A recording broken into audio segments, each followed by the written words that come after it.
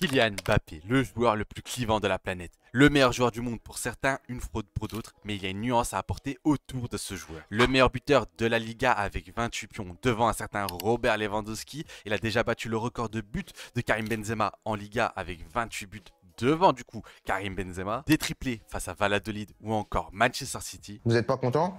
Triplé. Et pourtant, le joueur subit énormément de critiques, notamment par moi-même, car selon moi, il y a une différence entre voir le joueur par le prisme des statistiques, par le fait de le voir seulement sur Flashscore, et le fait d'avoir regardé ses matchs et de voir qu'il y a eu quelque chose qui ne clochait pas avec Kylian Mbappé cette saison sur le rectangle vert. Je ne suis pas là pour dire que c'est le meilleur joueur du monde, je ne suis pas là pour dire que c'est le pire joueur du monde, je suis là pour apporter de la nuance et analyser à froid la saison de Kylian Mbappé. C'est pour ça que je me retrouve devant vous pour juger la saison de Kylian Mbappé au Real Madrid. Salut tout le monde, c'est j'espère que vous allez bien, moi ça va super et on se retrouve aujourd'hui pour analyser, pour juger la saison de Kylian Mbappé au Real Madrid, sa première saison du côté de la capitale espagnole. Une saison assez paradoxale parce qu'il aura marqué 40 buts avec le Real Madrid, ce qui est plus que la première saison de Karim Benzema ou encore d'un Cristiano Ronaldo, et pourtant je trouve que ça a été insuffisant dans le jeu, je trouve qu'il n'a pas été à la hauteur de son niveau et de son talent. Dans cette vidéo, je vais diviser l'analyse en deux parties. Les statistiques, où il a été tout simplement excellent,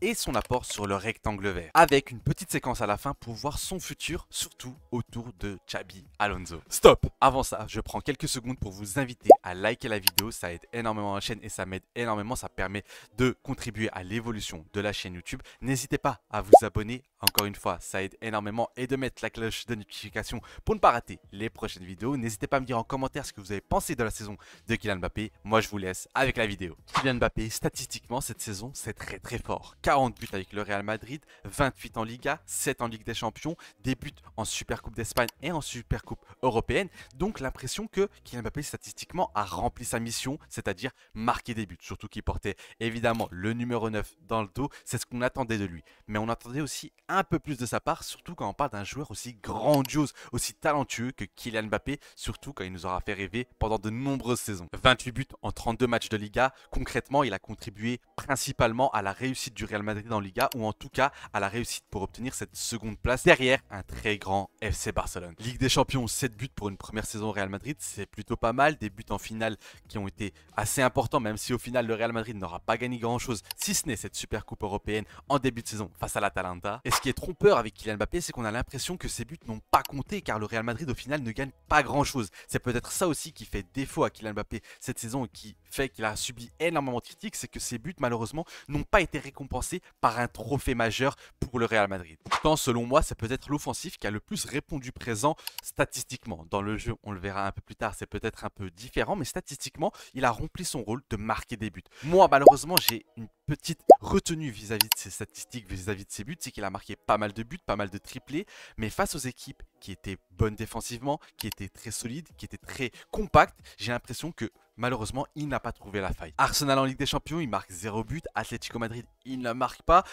Face à la Bilbao, il ne marque pas. Face aux équipes qui sont finalement très solides défensivement, il n'arrive pas à trouver la faille. Et c'est dans ces matchs-là qu'il aurait fallu un grand Kylian Mbappé. Je nuance ces statistiques, mais ça reste tout de même très bien pour une première saison. Je suis sûr et certain qu'il va marquer encore plus de buts, mais c'est un aspect où je n'avais pas beaucoup de doutes. C'est-à-dire que Kylian Mbappé est un joueur qui est capable de marquer énormément de buts. Il le faisait déjà en Ligue 1 avec le Paris Saint-Germain. J'étais sûr qu'il allait le faire aussi avec le Real Madrid parce que c'est un joueur qui sait marquer des buts. Il sait comment mettre plusieurs pions. C'est un joueur qui va battre son record. C'est peut-être un joueur qui va remporter le premier soulier d'or de sa carrière alors qu'au Paris Saint-Germain, il ne l'avait jamais réussi. Donc statistiquement, c'est une très bonne saison et il faut le souligner et il faut le mettre en avant. Mais est-ce que marquer beaucoup de buts suffit pour que sa saison soit grandiose? Selon moi, non, surtout quand on voit ce qu'il a été fait sur le rectangle vert. Passons du côté maintenant concrètement de ce qu'on a vu, parce que statistiquement c'est très facile pour les gens de juger. Tu vois qu'il a marqué 40 buts, tu regardes son flash résultat, 40 buts, 28 buts en Liga, tu dis ok, le joueur réalise une très grande saison, c'est le meilleur joueur du monde.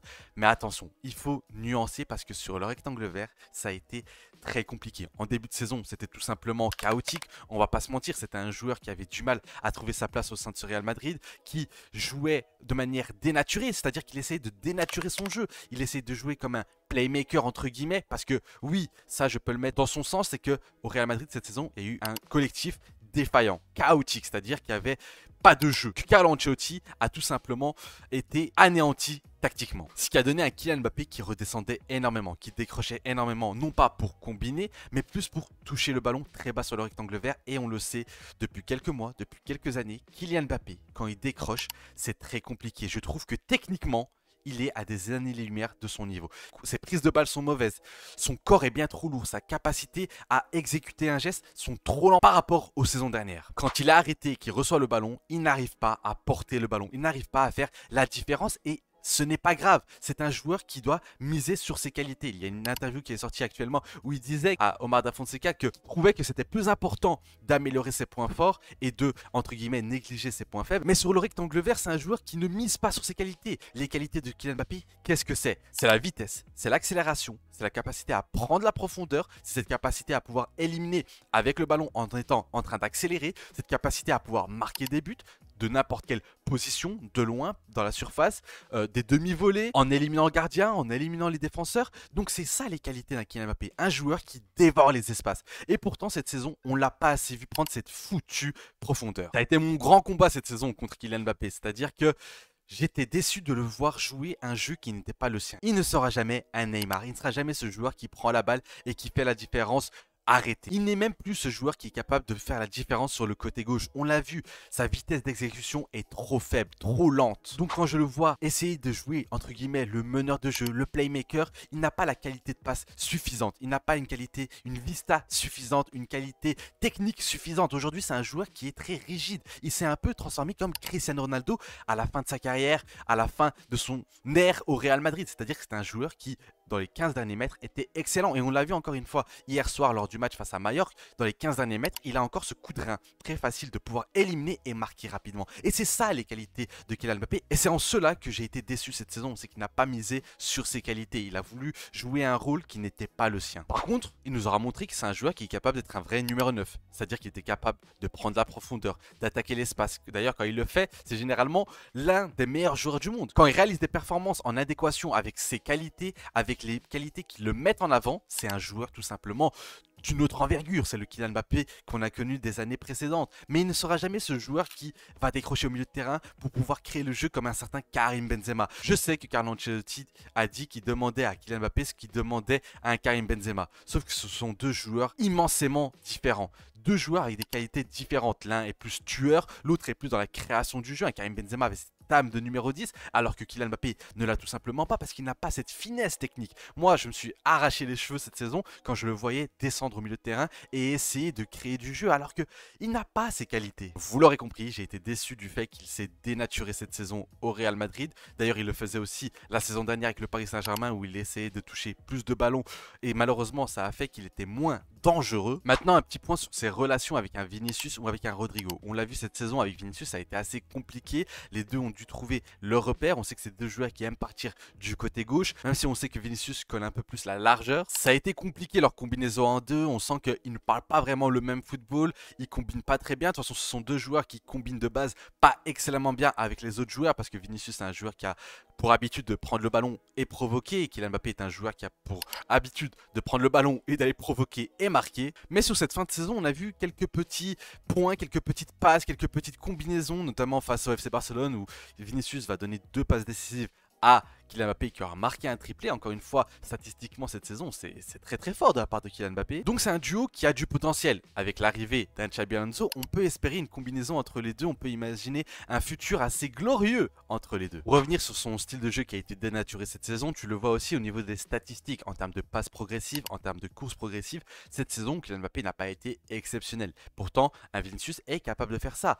Beaucoup vont venir me tomber dessus en me disant oui, mais Mbappé est peut-être un meilleur joueur que Vinicius. Peut-être, et encore, selon moi, ce sont deux joueurs très différents. Il y en a un, le Brésilien, qui est capable de provoquer, qui est capable de faire apporter du danger, et Kylian Mbappé est plus là pour finir les actions, pour être ce tueur devant le but. Et il n'y a pas de mal à ça, il n'y a pas à avoir honte d'être un tueur devant le but, de pouvoir miser sur ses qualités que sont la vitesse et la finition. D'ailleurs, la finition, pour revenir un peu dessus, même s'il a marqué 40 buts, c'est un joueur qui aurait pu marquer cette saison 50, 55, voire 60 buts, tant il a raté pas mal d'occasions. Ça, c'est aussi dû à une confiance qu'il avait perdue, il l'avait dit lui-même, un attaquant qui perd en confiance est un attaquant qui marque pas beaucoup de buts, et c'est vrai que cette saison, saison, il a eu un déficit de confiance, notamment dans cette période sombre où il avait enchaîné les pénaltys ratés face à Liverpool, face à Bilbao, où il était devenu l'ombre de lui-même avant de rebondir en 2025. Et on peut espérer un avenir un peu plus glorieux pour le Français du côté du Real Madrid. Et il lui reste pas grand-chose avant de devenir ce joueur, parce que maintenant on va parler un peu de l'avenir de Kylian Mbappé au Real Madrid, parce que oui,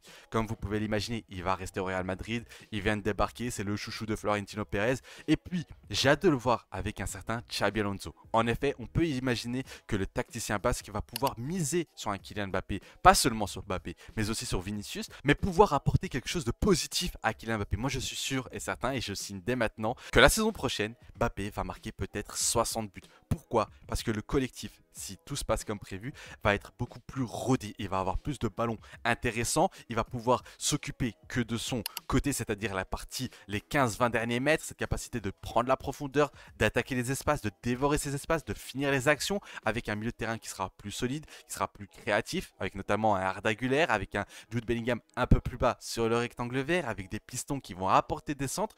Donc, Kylian Mbappé, la saison prochaine, on espère que ça réussira du côté de Xabi Alonso. Maintenant, comment juger cette saison de Kylian Mbappé? 40 buts, pourtant dans le jeu, c'était pas bon.